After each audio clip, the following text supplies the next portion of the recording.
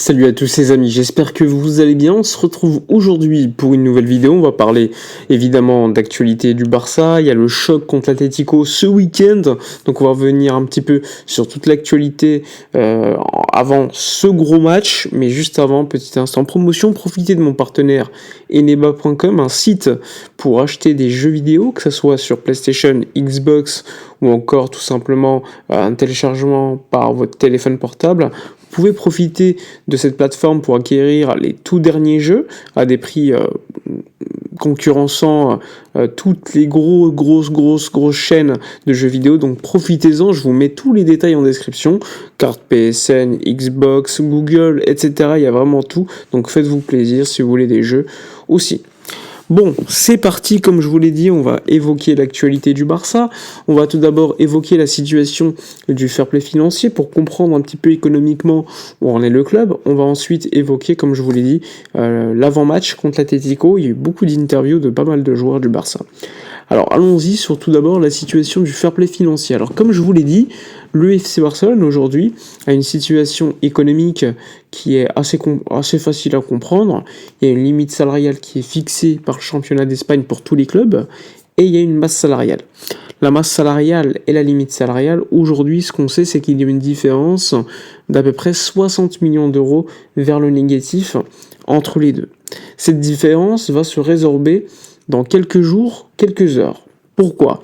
Parce que ce samedi, il y a une assemblée générale qui va ratifier donc l'accord Barça-Nike pour les 14 prochaines années. Je le rappelle, l'accord avec Nike permettra à Barcelone d'avoir 35 millions d'euros de plus annuels par rapport à l'ancien contrat, plus une prime à la signature de 100 millions d'euros qui sera divisée sur 10 ans.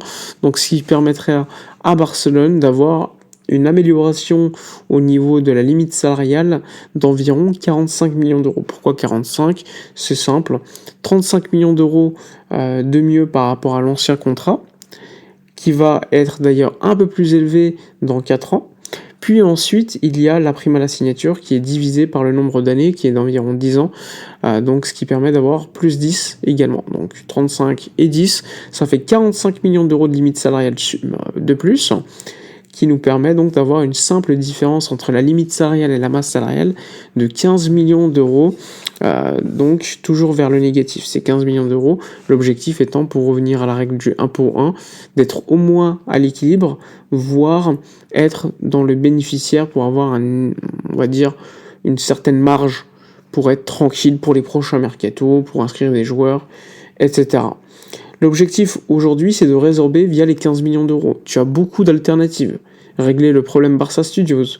Tu as également la vente en avance de certaines places VIP. Il y a 8000 places VIP qui seront donc vendues par le club à peu près à 25 000 euros l'année, ce qui donne à peu près une bonne somme d'argent, à peu près 200 millions d'euros que le Barça pourrait vendre pour avoir une gestion pour ces sociétés qui acquéreraient ces loges sur 20 ans d'à peu près 200 millions d'euros, ce qui permettrait d'avoir une amélioration, là aussi, de la limite salariale. Donc tu as Barça Studios, les loges VIP, ou tout simplement le départ ou la vente de certains joueurs au mois de janvier, qui pourrait te solutionner tout cela. Je pensais également au fait que, par exemple, un joueur comme Mingueza, qui n'appartient pas à Barcelone aujourd'hui, mais le club a 50% à leur vente, c'est un petit peu la même chose pour d'autres joueurs, notamment à Porto.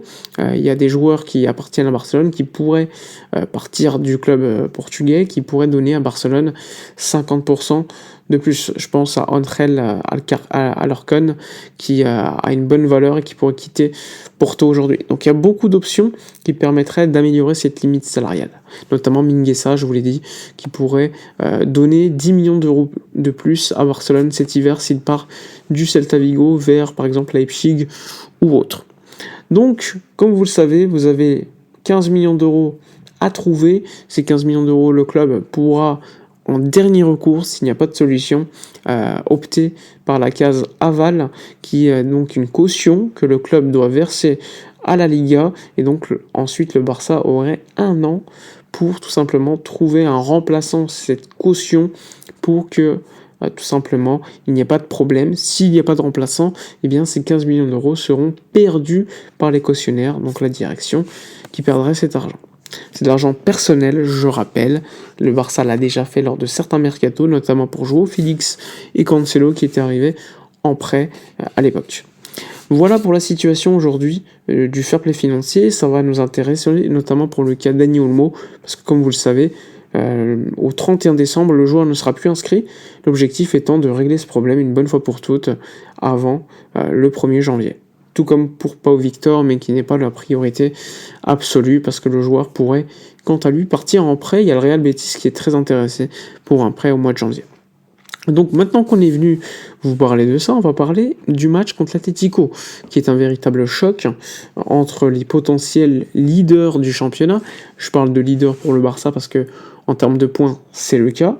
Mais on le sait, le Barça a un match de plus sur le Real et sur l'Atlético. L'Atlético qui aujourd'hui a un match de moins et a autant de points que le Barça. Donc il y a quand même un gros problème. Et en cas de victoire contre l'Atlético, le Barça serait dans une situation où on serait égalité si l'Atlético gagne son match en retard.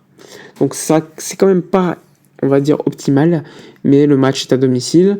Est-ce qu'il y aura de l'ambiance parce que le Barça, en ce moment, est en pleine problématique avec la Grada Animation, qui doit verser une amende de 21 000 euros. Et donc c'est pour cela que lors des derniers matchs, il n'y avait pas non plus grosse ambiance, puisque les socios qui sont, on va dire, habitués à soutenir l'équipe, à chanter, etc., ne sont pas en tribune.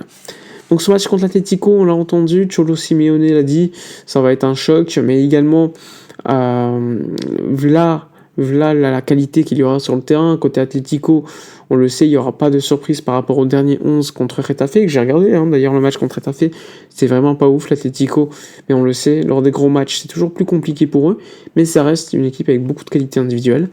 Julián Alvarez, notamment, Sorloth qui pourrait jouer, mais normalement ça devrait être le même 11 que contre Getafe, avec comme seul changement le fait que Gallagher soit présent à la place de Samuel Lino. Donc c'est le seul changement qui pourrait avoir lieu de la part de Cholo Simeone, qui n'est pas un coach qui réussit en ce moment contre le Barça ces dernières années, notamment contre Xavi. Je crois qu'il avait que des défaites. Est-ce que ça va changer contre Hansi Flick ? C'est possible.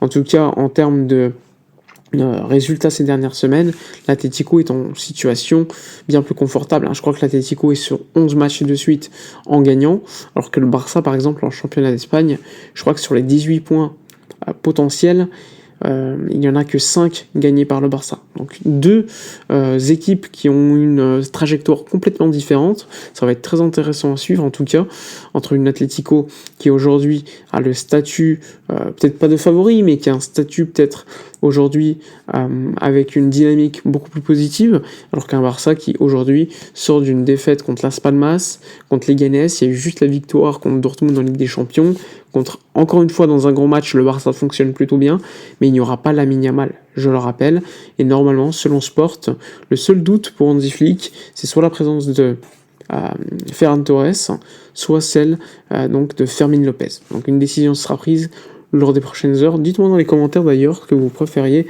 voir comme 11. Voilà pour la vidéo de la journée, n'hésitez pas à donner votre avis dans les commentaires, likez, commentez, partagez. Moi je vous dis à la prochaine et d'ici là, comme d'habitude, portez-vous bien.